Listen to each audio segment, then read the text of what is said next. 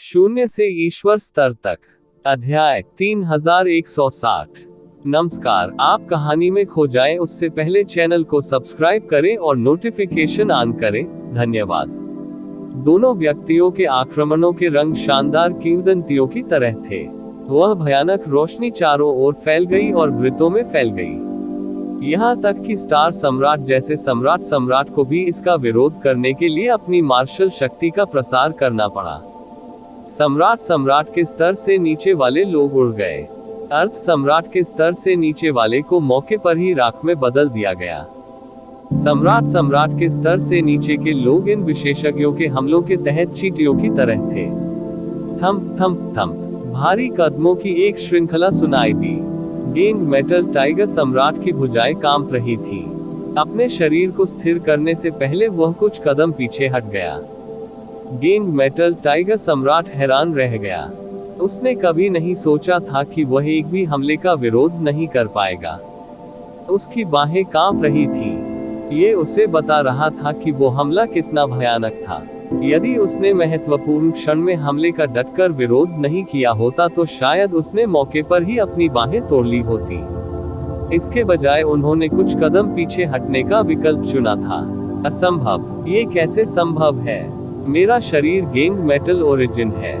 मेरा शरीर दुनिया में सबसे अच्छा होना चाहिए। यह अजेय है।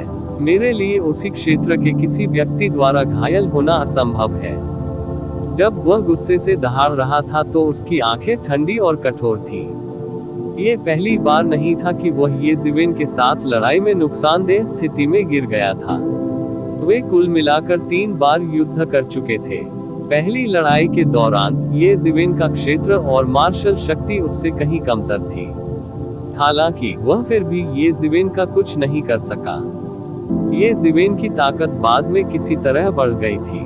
हालांकि उस समय वह असुविधाजनक स्थिति में आ गए थे। सबसे महत्वपूर्ण बात यह है कि उन्होंने और इटर्नल हॉट डिवाइन सम्राट ने येज़िवेन को हराने के लिए हाथ मिलाया था। अन्यथा यदि संयोगवश पेन हेवनली पैलेस का उदय न हुआ होता तो वह वही नष्ट हो गया होता। यह ऐसा अपमान था जिसे वह जीवन में कभी नहीं धो पाएगा। ये तीसरी बार था जब वे लड़े थे। वे एक ही दायरे में थे। हालांकि पहली लड़ाई में उन्हें हार का सामना करना पड़ा था। वह इसे कैसे स्वीकार कर सकता था? उनका विश्व दृष्टिकोण ध्वस्त हो गया था। येज़िवेन शून्य में मजबूती से खड़ा था। उसकी आंखें मोमबत्ती की रोशनी की तरह थीं। वे हजारों मील दूर तक देखने में सक्षम थे। उन्होंने हाल ही में एक सफलता भी हासिल की थी। हालांकि उनके और टाइगर सम्राट गेंग जिनके बीच का अंतर कम नहीं हुआ था। इसके विपरीत ये चौड़ा हो गया था।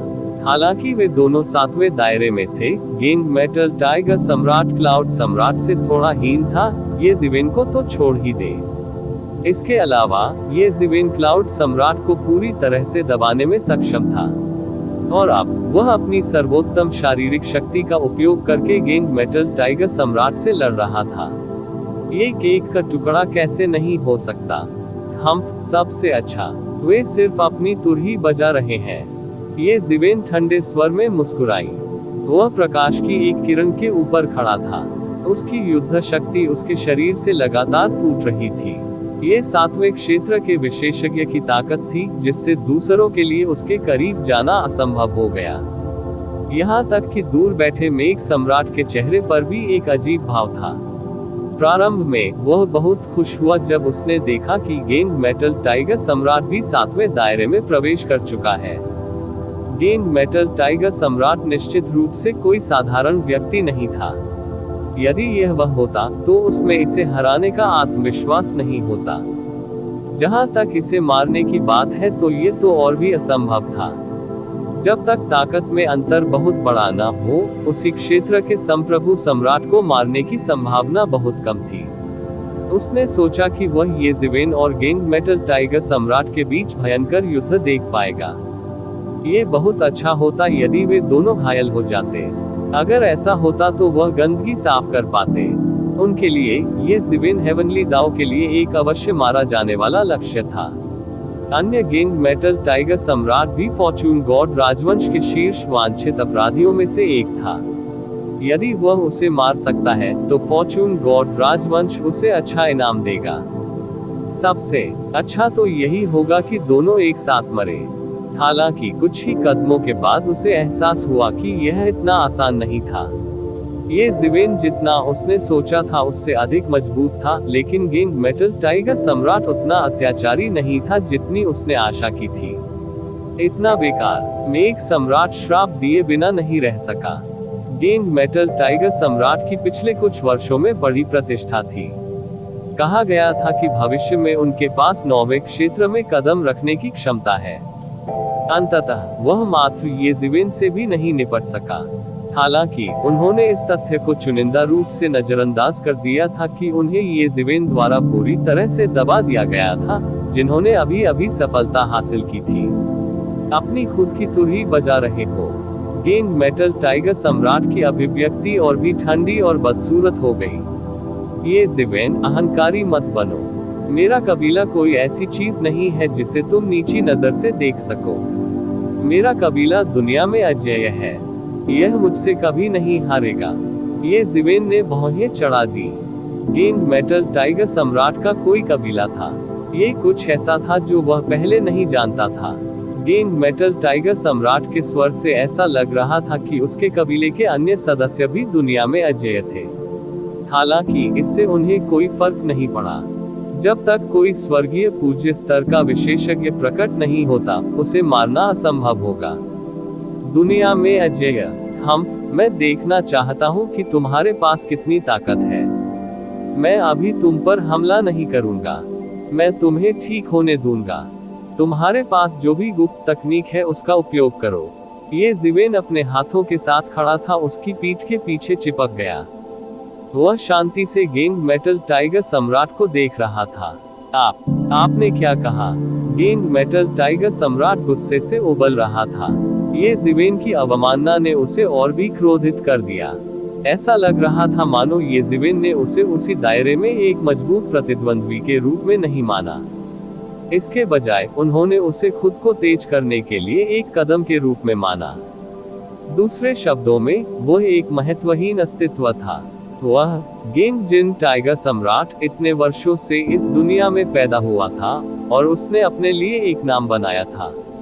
ऐसा केवल इसलिए नहीं था क्योंकि उनके पास एक अजेय गुरु था, बल्कि इससे भी महत्वपूर्ण बात यह थी कि उन्होंने अपने लिए एक नाम भी बनाया था। वह कभी भी उसी दायरे में किसी से नहीं डरता था, किसी से हारना तो दूर की बात है। हालांकि उन्हें ये ज़िवेन के हाथों कई हार का सामना करना पड़ा था और उन्हें जवाबी हमला करने के लिए शब्द भी नहीं मिल रहे थे। ये ज़िवेन की शक्ल देखकर उसे पता चल गया था कि ये ज़िवेन न तो घमंडी थी और न ही दम्भी थी। इसके बजाय वह शांत और उदासीन था क्योंकि उसे उस पर पूर्ण मनोवैज्ञानिक लाभ था।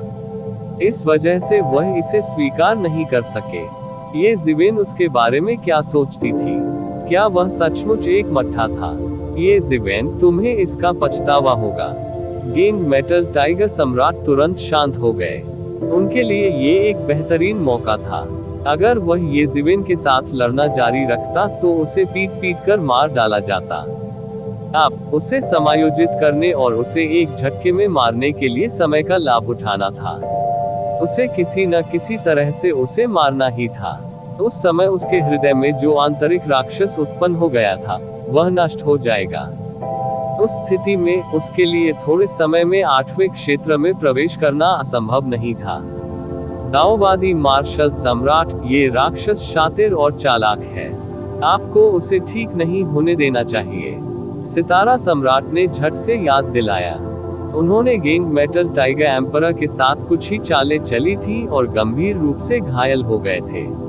वह जानता था कि गेंग मेटल टाइगर सम्राट कितना शक्तिशाली था। यदि इस समय उन्हें ठीक होने दिया गया तो परिणाम अकल्पनीय होंगे। इससे कोई फर्क नहीं पड़ता। चाहे वह कितना भी शक्तिशाली क्यों न हो, वह मेरी पकड़ से बच नहीं सकता। वह जितना अधिक शक्तिशाली होगा, वो मेरी लड़ाई की भावना को उतना ही तेज कर सकता है। अजेय इच्छा शक्ति को ऐसे पावरहाउस द्वारा संयमित करने की आवश्यकता है। ये ज़िवेन ने बेहोश होकर कहा। अपनी साधना के इस स्तर पर पहुंचने के बाद वह इच्छा शक्ति के महत्व के बारे में अधिक जागरूक हो गए थे। वह किसी शत्रु को परास्त करने के लिए कुछ चीजें किसी भी तरह से हासिल कर सकता था। हालांकि वह सब कुछ नहीं था। उन्हें बिना किसी फैंसी चाल के एक मजबूत दुश्मन को सीधे तरीके से हराने की भी जरूरत थी। एक अजेय प्रतिद्वंद्वी द्वारा अजेय इच्छा शक्ति को संयमित करने की आवश्यकता है।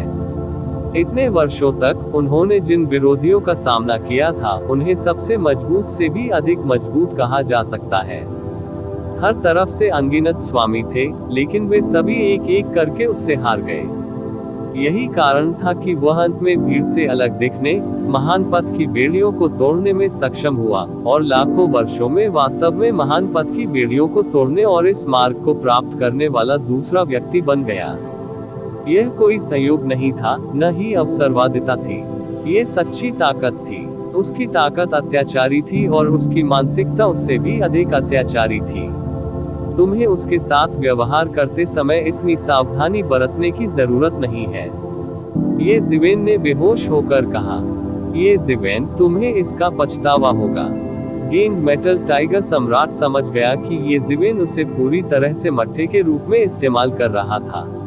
वह जितना अधिक शक्तिशाली था, उतना ही महान था इसका प्रभाव ये ज़िवेन पर पड़ेगा। ठीक उसी तरह जैसे वह अपने भीतर के राक्षसों को खत्म करने और जल्दी से 8वें दायरे में खेती करने के लिए ये ज़िवेन को मारना चाहता था, ये ज़िवेन भी अपनी इच्छा शक्ति और अपने महान दाव को शांत करने के लिए सबसे मजबूत पावरहाउस को हराने की इस पद्धति का उपयोग कर रहा था। इस पद्धति के माध्यम से वो मजबूत बन सकता है, साधना का समय कम कर सकता है और 8वें क्षेत्र के करीब पहुंच सकता है। दोनों पक्षों द्वारा उपयोग किए गए तरीके अलग अलग थे, लेकिन प्रभाव स्पष्ट रूप से समान था।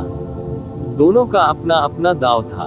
उन्होंने पहले भी इस तरीके का इस्तेमाल किया था, हालांकि वह ये ज़िवेन की तरह मजबूत स्थिति में थे। वह कभी भी मट्ठा नहीं था। क्या तुम मुझे पत्थर की तरह इस्तेमाल नहीं करना चाहते थे? मैं तुम्हारे इस चाकू को तब तक पीसूंगा जब तक ये टूट न जाए। गेंद मेटल टाइगर सम्राट की अभिव्यक्ति ठंडी और ठंडी हो गई।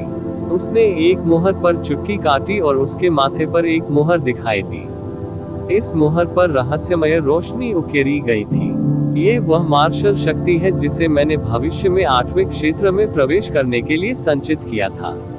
ऐसा लगता है कि मुझे इसका उपयोग पहले से ही करना होगा। आपने मुझे इस कदम के लिए मजबूर किया है, इसलिए मैं केवल ये कह सकता हूँ कि अब इसका समय आ गया है, तुम्हें मरना होगा। गेंद मेटल टाइगर सम्राट के माथे पर लगी मुहर धीरे धीरे खुल गई और उसके अंगों और हड्डियों में एक विशाल शक्ति प्रवाहित हो गई। बूम! गेंद मेटल टाइगर सम्राट के शरीर से एक राजसी शक्ति निकली। यह एक ऐसी शक्ति थी जो लोगों को भय से कांप सकती थी। फिर गेंद मेटल टाइगर सम्राट चले गए। एक ड्रैगन उठा और एक फीनिक्स गिर गया और सीधे ये ज़िवेन पर हमला कर दिया। उसने पहले ही अपनी सबसे शक्तिशाली शक्ति का प्रयोग कर लिया था और उसकी आकृति आकाश को चीर रही थी। क्या आप मरने के लिए तैयार हैं? ये ज़िवेन ने अपनी आंखें खोली। एक पल में दुनिया जगमगाने लगी। उसकी आंखों में एक भयानक शक्ति उमड़ रही थी। उभरती हुई गेंद मेटल क्यूई एक पल में बिना किसी निशान के गायब हो गई। उसके काले बाल बिखरे हुए थे और हवा में लहरा रहे थे। उसकी त्वचा सोने से चमकती हुई चमकदार रोशनी बिखेरती हुई प्रतीत हो रही थी। मात न देने के लिए उन्होंने आरोप भी लगाया। दोनों पक्षों ने एक ही समय पर हमला कर दिया। वहां कोई फैंसी जादुई शक्तियां या मार्शल आर्ट नहीं थे। उन्होंने विजेता का निर्धारण करने के लिए अपनी ताकत का इस्तेमाल किया। प्रतिवेदन किसी भी खराब अनुवाद के बारे में हमें बताने के लिए टेक्स्ट का चयन करें और रिपोर्ट पर क्लिक करें। लेस देन पिछला सूचकांक, अगला ग्रेटर देन। इसी प्रकार के अपडेट्स लेते रहने के लिए हमारे चैनल ऑडियो बुक्स 108 को सब्सक्राइब करें और नोटिफिकेशन ऑन करें। धन्यवाद।